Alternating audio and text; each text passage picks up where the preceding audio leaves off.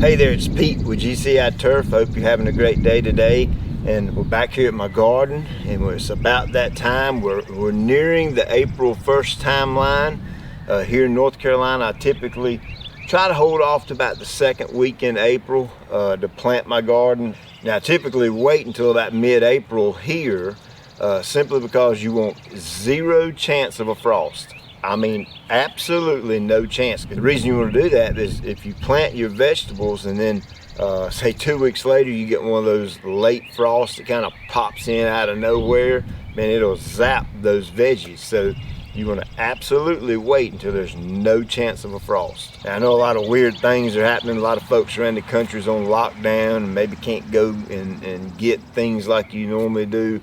And maybe grocery stores are having a shortage on different things or not. So I want to show you how you can grow your own stuff. Now, I'd mentioned to my wife, hey, it's about time to make a little garden video, and we were kind of talking about the whole COVID-19 thing, and the kids had an ingenious idea. They said, Daddy, why don't you put a pack together to where they can buy seed and plant them and have the fertilizer, so they don't have to get anything. It can just all be sent straight to their door.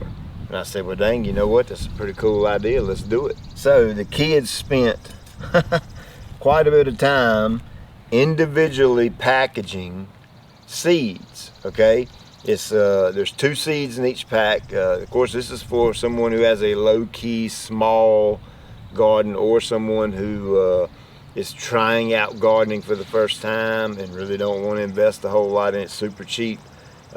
Green beans, better boy tomato, yellow squash, cucumbers, and zucchini. So those are some of the more common ones. I think that's kind of a good broad mix that most people would like for the most part. So hey, let's plant. This right here is easy as pie, I'm telling you. You'll get your seed, and this is free shipping on all this stuff, and we kind of got it all built in.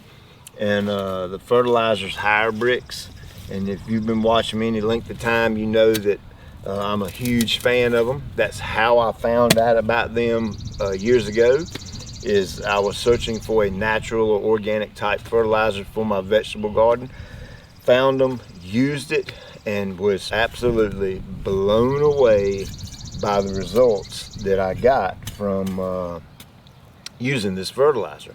And here's the uniqueness of it, is you apply it one time when you plant and you're done. That's it. You don't have to come back and continuously feed and do all that kind of thing. The pack we have is the little small pack.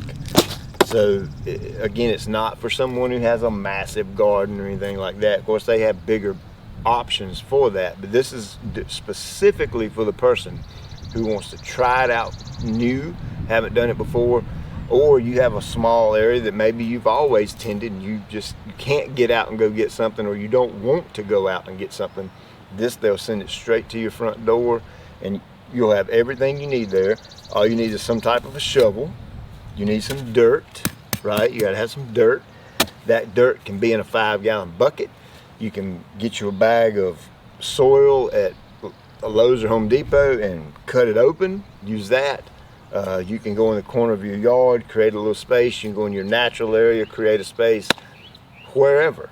All you need is a little dirt. You're gonna take a 1-foot area, about a 1-foot square, roughly.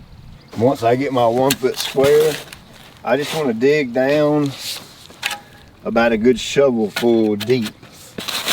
Is about all I'm trying to do. I'm just going to loosen this ground up. That way those roots, when they start digging, they can dig deep. I'm going to take my shovel, chop it up. I'm going to take my fertilizer, and this thing comes with a little measuring cup. I'm going to take 1 cup full and spread it over this 1-foot area.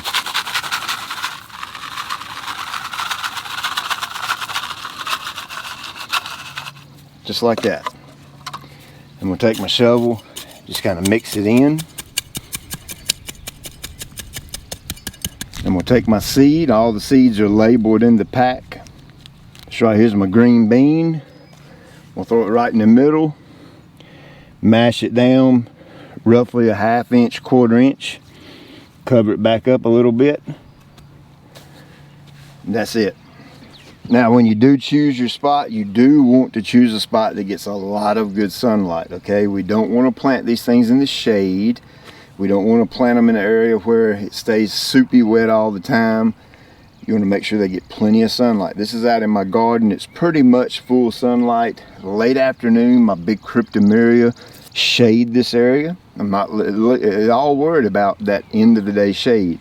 For the most of the day, I want full sunlight. And of course, the most important thing is you want to water it. And you see where I loosened that ground up. See how the ground accepts the water a little bit better. I'm not getting any runoff or anything like that. That's why we want to loosen the ground so that water can penetrate and go deep. Now the trick to this is that you want to keep this ground moist, okay? This right here is probably considered wet because I just watered it. It will dry up a little bit, but what we don't want it to do is actually go bone dry, okay? We want to keep the ground somewhat moist, and that's all going to depend on how much it rains in your area as to how much water you need. So hey, thank you for watching. Appreciate you taking your time out of your day. I hope this helps. And again, I'll link this up in the description so you can find this. Hopefully, if there's someone that can't really get out right now or don't want to go out, hopefully this right here will help you, okay? Growing vegetables are easy as pie, okay? Especially with this fertilizer, it will turn a novice into a professional. I'm telling you, year after year after year, it just continues to blow me away at just how much food I get off one plant. At the end of the year, we Facebook our community and say, hey, it's here, come get it. And we will have bags and bags and bags, week after week after week, of just tons of food. And folks come by, pick it up, get it. And of course, if you plant all of this, all 10 seeds, that's going to be a lot of food. And just so you know, you can freeze it. Okay, you can Google, do a little search on the internet, find out what's the best way to freeze the food. Say again, hope this was helpful to you. I'll check you later.